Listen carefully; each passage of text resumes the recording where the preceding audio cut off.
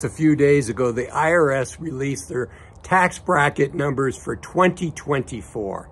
And because income taxes tend to be one of the largest expenses for all of us, for many of us, it's our number one expense in the year. And for most of us, if it's not number one, it's certainly number two or number three. So it's really important. And as I look at these numbers, I've got a couple things that I say, I'm not sure the IRS is treating taxpayers fairly.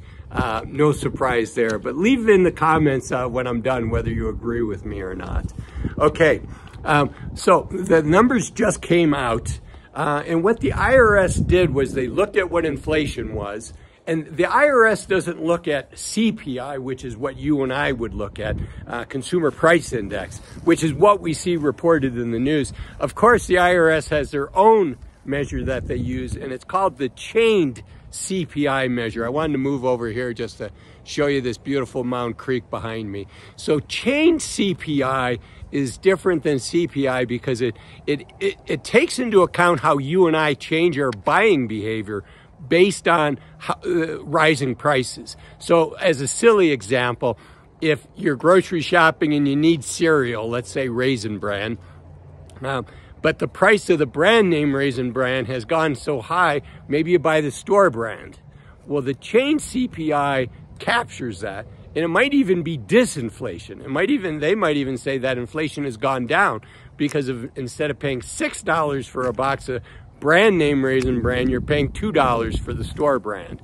And maybe a year ago it was $3. So anyways, that's what the IRS uses, and I think that is not to the benefit of the taxpayer. I think it's to the benefit of the government.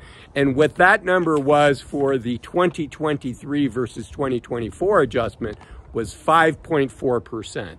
Okay, so that's the first little fudge that I think the IRS is doing. But let me go through some of the tax bracket numbers with you, and I'll share with you another way that I think maybe the IRS is not treating the U.S. taxpayers fairly. Okay, so I mentioned the tax brackets, and they increased that by 5.4%. And what that means is they, for instance, there's 7 tax brackets in the United States. There's 10%, there's 12%, then there's a big jump. It goes to 22%, 24%, then there's another big jump to 32%, 35%, and 37%. So it's these big jumps that, people are trying to avoid inflation pushing them into the more expensive. Now, it's not like all of your income gets taxed at that. It's just above the next lowest rate. Hopefully that makes sense. So for the 10% bracket, in 2023, for the taxes we're going to pay in April, coming up here in a few months, April of 2024, for 2023, that lowest tax bracket was you could get that 10% tax bracket up to $22,000, assuming all of this is for married filing jointly, up to $22,000.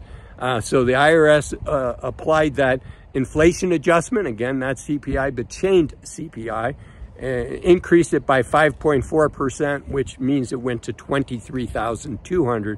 And I want you to note that the difference there is $1,200. Okay, so I mentioned all these tax brackets. I'm not going to go through them all, but an important one is when people get bumped from 24% to 32%. It used to be for every dollar they made above $364,200, again, 5.4% gets applied to that, and it's $383,900 for 2024. The difference there is almost $20,000. The difference there is $19,700. Okay, and this is important. So the difference of $19,700 versus $1,200. So, what is the average family? How are our expenses different this year than maybe 2 years ago? And CNN did a study on this, and they say for the average family of 4, the average family had their costs go up $709 per month versus 2 years ago. So that would be $8,400 difference this year versus last year. $8,000, just a little over $8,400. So the reason I think it's a little unfair is clearly that inflation bracket adjustment doesn't take into impact for the lower income people. Remember the below 10% rate, the increase in those brackets was $1,200. And then that, the big jump between 24 and 32 that I went over, that's almost $20,000. So the people that got the bracket jump of almost $20,000, that more than covers the increase in cost. And, you know, wealthy people spend money differently. And some of the key areas that wealthier people spend money on, you know, vacations, doing leisurely things, you know, travel, airline travel has actually gone down year over year, pretty substantially, actually, right? There was that mismatch after the pandemic, where prices rise, rental car prices were crazy expensive. But I think this is a little unfair, because the more money that you make, the more that spread has increased for you above and beyond the inflation. So again, let me know in the comments what you think about it. But I want to share some other things that did change. For a lot of us, capital gains, that changed as well. And, you know, for a family married filing jointly, in 2023, you can make almost $90,000 a year and not pay federal income tax on that, married filing jointly. And that's been increased to just over $94,000 now, $94,050, excuse me. Now, I want to stress that I'm not an accountant.